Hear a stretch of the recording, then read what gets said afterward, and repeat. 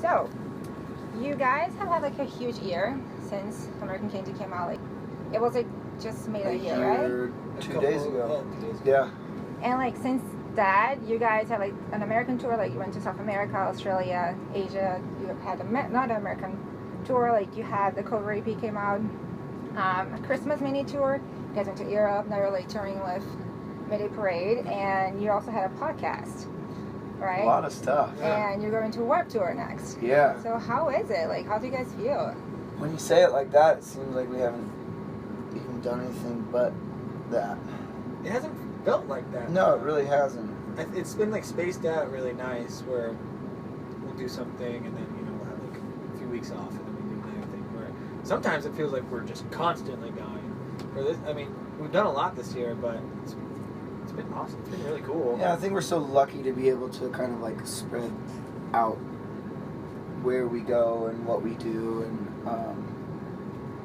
deliver kind of unique experiences everywhere we go. Yeah, we're just in a really awesome position to be able to go to South America and to be able to go to the UK and then come back here. So hopefully for people that are seeing us in those respective places, they're not getting like worn out, and they're not feeling like we come too often and oversaturate, our welcome, I guess. I think, I don't know, it just feels like it's flown by, because it really has. Because we've been so busy. Yeah, for sure.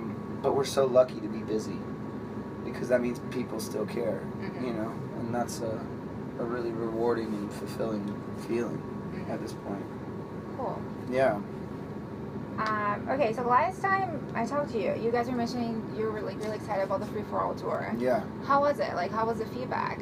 The feedback was amazing. Yeah. A lot of people really hopped on board with it, which was cool, and it was just a strange tour to do. Very strange. Because you're just somewhere completely different every day. And dealing with different people every day. Some days you're playing a venue, some days you're playing a parking lot, some days you're playing outside the Patriots Stadium. It was bizarre, but it was a lot of fun. I don't think... Yeah, I was nervous we were going to catch flack from like other bands and other management companies and, kind of like saying that we're trying to like change the way that people tour and making it harder for other bands, but we got praise and got received praise from a lot of our peers, and that for me felt really great, because I think it was one of those things where people understood where it all kind of was coming from, where it all was originating, and that was obviously just saying thank you to the people that allow us to play music. I think for us it's been different because we haven't had a record label in 4 or 5 years. 5 years, probably. Yeah. So this was our way of obviously giving back to the people who are our record label. The people that buy albums and go to shows and buy T-shirts and, just stay involved online, and the people that tweet us every day, and so, and we actually got like CNN did a write-up about it. Yeah, and it was really crazy. So I think we got more publicity from that than we ever did when we were on a record label. That's so cool. It's pretty funny, yeah. So I would say it was a major success, just from the standpoint that we played every show and it went on pretty much without a flaw. And we set out to do that, and we accomplished it. And there's always something that I think when you finish something, you look back at it and you say, oh, I would have done that differently. But the fact that we pulled it off is a testament to Tanner and Tim and everybody at 8123 and Chelsea. And I don't know, I think it's like it really shows, continuity within everybody's headspace at 8123. And it's really reassuring. Yeah, it's crazy that our manager came up with the idea. I don't think anyone else's manager would even think of that as an option. So it's really cool, we have the right people around us, which is awesome. Cool. And how has the journey like without a label has been? Like how is it different from whenever you guys are like signed? I think that's what makes part of the time for me, it makes the time kind of fly by because you're involved with everything. So like every last decision from like, you know, t-shirt designs or, you know, press pictures or whatever, it's all on us now. So you're involved with everything, and I feel like you just, you know, you set out to do something every single day, and that's kind of what, I don't know, we've been so focused on what we're doing that it doesn't seem like, it actually would seem very strange to even entertain the idea of going back to a label at this point. I just don't know if we could do it.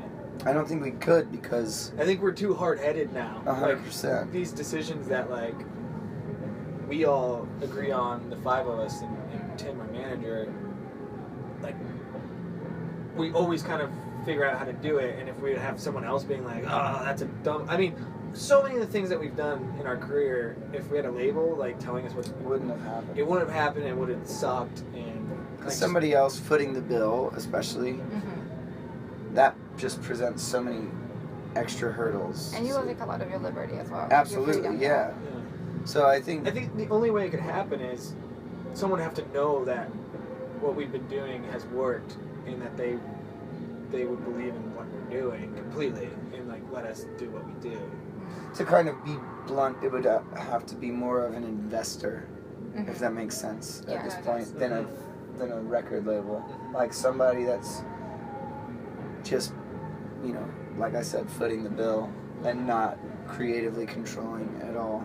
So I don't know. It's been very rewarding doing what we've done on our own, and it's not to say that we haven't made missteps and, you know, miscues along the way, but that's part of everything. You know, that's part of living. So I don't think we'd change it. I know we wouldn't. Yeah. Cool. So the cover side AEP, it's mostly like 90 songs. Yeah. So how did your fans react to it? Like, did they like actually like felt did they relate to it? I don't think so. Yeah. See, there's a misstep right there. Yeah. You know, and I think we kind of fucked up, and we didn't change some of the songs enough. We set out initially, before we even really did I had the idea, and we first agreed like, okay, we're not gonna do this for other people, and so the songs that we chose were like obscure songs that we like really dig, that we didn't really try our hand at covering, but we just like formulated a list, and then we're like, oh wait, that's not gonna really work. Yeah. So then we're like, oh, 90s, and then I just don't think that we picked the right songs. Yeah, I don't think so. And I just think that, you know, for us, it was a learning experience, you know. Not to say that we're disappointed with how it turned out, but we took that into consideration for the B side of what we're putting out. So we decided to do more modern stuff this time around. That we could completely change the song. Yeah. Where it's like something where, like where we did before with other like Girls Do It, or Girls Just Wanna Have Fun. It was like we completely changed the song. And Yeah. Something that was totally our own. Where that's when it's cool, but if you don't change it enough, it's just like, why'd you do that? Yeah. But there is something to be said for like the New Radicals song. That's like just something that we love that. We love. Yeah. You know? That was like really good. And we grew up on it, or kind of grew up on it late, but we totally understand why it didn't necessarily connect with a lot of people that did what we do, because it's hard to believe like we're like, you know, 8-9 years older than the people that are coming to our shows sometimes, maybe even older than that, you know. So sometimes you just have to put it in perspective. So that's what we did for the B side. We did relevant current artists, more current songs that people will at least know the words to. Yeah. And do you guys know when that's coming out? We're looking to release it before the summer. Yeah, before Warped Tour. Cool. Yeah. And do you have like any cool like collaborations for that one? Because you did like 2 for the other one. Yeah, we haven't. See, the problem is kind of like sacrificing some of that integrity with what you did, the song cover. You know, like we kind of had to let our guard down a little bit and choose songs that we know people know, and we don't really dig the songs per se. You know, like we don't listen to them. Yeah. And it's not like a pretentious thing. It's just like it's not our cup. You know? But that being said, I think what we decided, or we'll see, I don't know. I think what we came to a consensus of is like if we're already doing this and we change something enough, which we have, we don't want to give anyone else credit. For it. That makes a lot of sense. It's kind of selfish, but it's at the same time. Fuck It's that. like, It's also we know, we know. It's on you. Yeah, it's on us either way. So if people don't like it, that's fine. But we can accept that. We can get it. But if people really dig it, and somebody else fucking is putting their name on it and didn't do any of the work, then it's just like yeah. Cool. So we'll see. It's pretty much leaning towards not having anybody featured on the second one, Cool. unless we can get Halsey. But she just won't email you back. Well, but the Saturday was really good. I like Thank you. Hey, thanks. Yeah. Okay, so you guys just released Am I Pretty, the video clip. And it's a really cool message, like what you guys are trying to do and everything. Thanks. And are these issues like something that you guys personally like face, or you're just like trying to you're trying to do something based on what you're like vibing from your fans, basically? I think it's everything. I mean, I think it's really been made clear once we started the band, for me. Once you turn on your computer and you sit down for 5 seconds, I mean, just go to the first reviews of our fucking first songs that we put out. And it's like, you know, very degrading, very belittling stuff. A lot of great praise, you know, but nobody recognizes the great stuff. It's always those little blemishes that really stand out. So for the 10,000 people that have liked the video and thumbsed it up, we only recognize the 200 that have already thumbs down.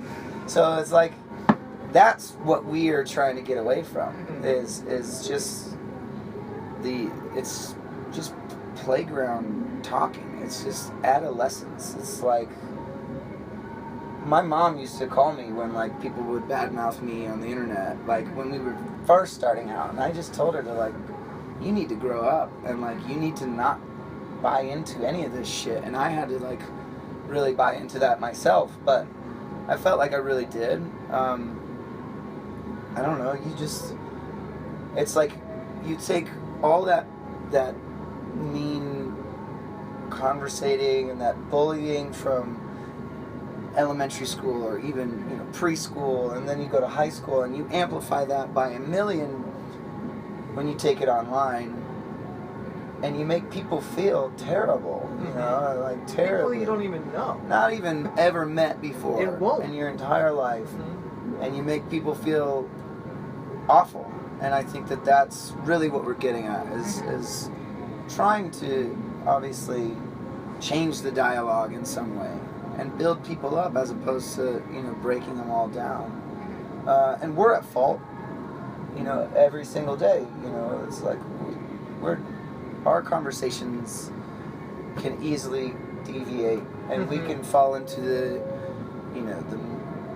poking fun at things. Even when we're watching all this presidential stuff, you know, here in the States, it's like, you know, I don't know. It's just so easy to toss judgment, you know, and it's like, I think if nothing else, all we're trying to do is make people aware that, you know, words are powerful, and words, and especially online, when, like you're saying, you're not going to meet that person. I mean, how great would it be if somebody received a comment that said, "You look beautiful today, and, you know, I hope you have a great day," as opposed to, like, fucking shitty hair and, like, I've seen that before kind of you know, I don't know. I think we're trying to get past it within our own tribe, you know. But it's if nothing else, like I said, hopefully we can convince people to at least take a second to think about what they're going to hit send on, you know. And a lot of kids are like giving like a lot of like positive feedback, right? Oh, absolutely. And how does it feel like to know that you're empowering like the teenagers like going through like all this issues It's of amazing. bullying? Well, I think it's, part of the video was to show that, I feel like we've always been really support is not the right word. We always go out and talk to our fans after shows, and we have these conversations, and I think this was kind of a way to be people that we can't do that with. Yeah. It's like, here's like a positive like feeling, like you're not alone, like look at all these people, like every single type, there's like every single type of person in that video, and it just shows that everyone struggles, but in the end, like, you gotta be happy with yourself. And we understand that this isn't a new concept, like, especially even for a song or for anything. This isn't like some new thing that we are saying that we created by any means. It's like he's saying, all we're trying to say is that we've been through it. Our generations before us have all been through it. This is a sentiment that can be shared across the board and will always be, but the idea of not being alone, I think, is the most important. And there were bands that did it when we were growing up that made a huge impact on us, and it's like, I think that it's, if we just used our platform for just like baseless, senseless words, I don't think that would be very responsible either. So we understand that we have maybe not necessarily an obligation, but we understand that we have a position that people that people will actually listen, and I think that we would be doing ourselves and everybody around us an injustice if we didn't at least express ourselves.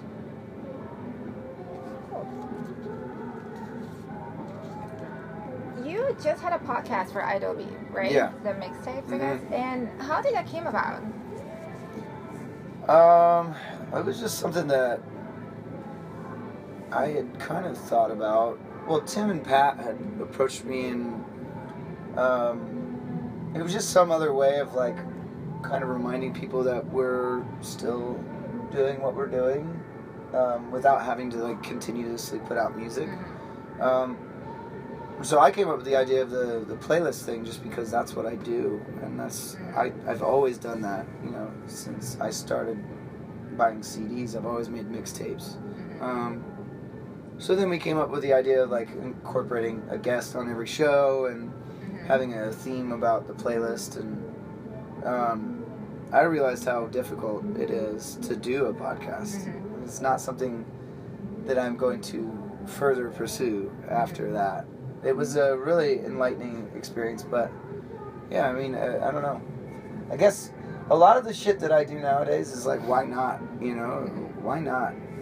As opposed to like sitting at home and like hiking, or I don't know. Like, hiking's good, but I know I can hike. Yeah. I don't know if I can make a podcast. I don't know if I can, write poems, or I don't know, if I can paint. So it's at this point it's all why not. So you're not planning on doing it anymore? I'm not, no. Okay. Somebody else might step in for me, but I'm not going to do it. I could say that with confidence. It's just so time-consuming. Yeah. For even just a 50-minute segment where, I don't know, 10 minutes of those are dedicated to song clips. It was just, I'd have to do more due diligence on like the journalism aspect of like who I'm interviewing and the topic I'm discussing.